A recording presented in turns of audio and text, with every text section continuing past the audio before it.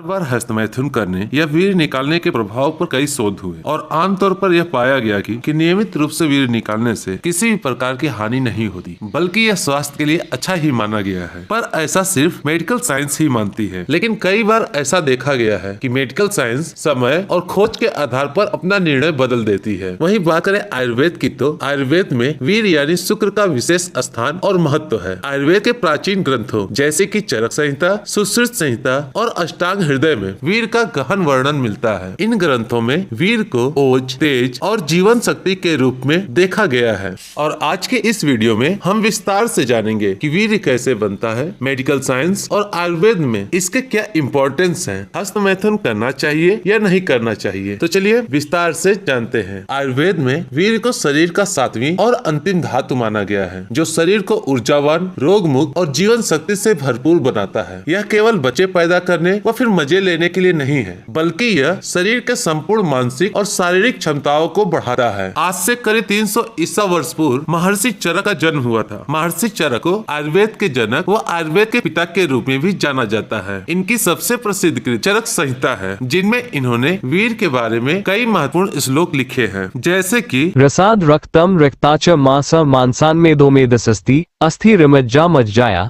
शुक्रम तत्शोनितम प्रतिष्ठितम।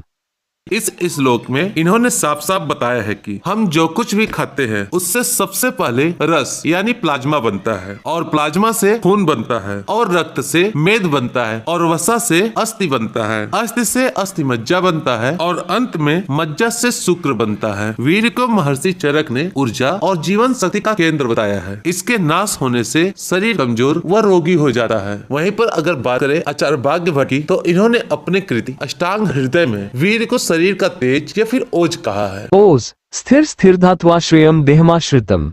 वीर्य का ह्रास शरीर में ओज की कमी का कारण बताया है, जिससे व्यक्ति को तनाव, थकान व अंदर से कई रोगों का सामना करना पड़ता है। कुछ ऐसा ही महर्षि सुश्रुत ने अपनी सुश्रुत संहिता में लिखा हुआ है। महर्षि सुश्रुत जो शल्य चिकित्सा व सर्जरी के जनक माने जाते हैं। जब किसी भी प्रकार का टेस्ट व जांच की मशीनें न थी, तब इन्होंने प्लास्टिक सर्जरी, आंखों के ऑपरेशन जैसे कई सर्जरियां करते थे। उन्होंने अपनी सुश्रुत संहिता में वीर्य को शरीर का बल बताया है। अब बात आती है कि हस्तमैथुन करना अच्छा है या बुरा है। इसका निर्णय मैं आप पर छोड़ता हूँ, जो आपको कमेंट करके बताना है। लेकिन अगर आपको लगता है कि हस्तमैथुन करना बुरा है, तो इसके रोकने के कुछ उपाय भी बताए गए हैं। तो चलिए अब जान लेते हैं कि वीर्य का संरक्षण कैसे कर सकते हैं। नंबर 1, सुबह जल्दी उठें। ज्यादातर देखा गया है कि जो लोग बिस्तर देर से छोड़ते हैं, वो लोग अधिक मात्रा में वीर्य नष्ट करते हैं। इसलिए सुबह जल्दी बिस्तर छोड़ें और एक्सरसाइज करें। नंबर 2, योग प्राणायाम करने के लिए समय निकालें। इससे शरीर में ऊर्जा का संचार होता है। नंबर 3, आज से ही मानसिक तनाव और खुद को दोषी और बुरा कहना बंद करें। तो चलिए अब जानते हैं वह नुस्खा जिससे आप खोया हुआ बल पुनः वापस पा सकते हैं। अपने भोजन में प्रोटीन की मात्रा बढ़ाएं और भोजन करने के बाद शतावरी, सफेद मूसली, क्रोच को बराबर मात्रा में मिलाकर खाने के बाद सेवन करें। कुछ ही दिनों में आप पाएंगे कि आपका शरीर पहले से अधिक ऊर्जावान हो रहा है। आपकी खोई हुई मर्दाना ताकत वापस आ जाएगी। अगर आपको यह वीडियो अच्छा लगा तो इसे लाइक कीजिए और शेयर कीजिए, और अभी तक चैनल को सब्सक्राइब नहीं किया तो प्लीज चैनल को सब्सक्राइब कीजिए। मिलते हैं अपने नेक्स्ट वीडियो में। नमस्कार।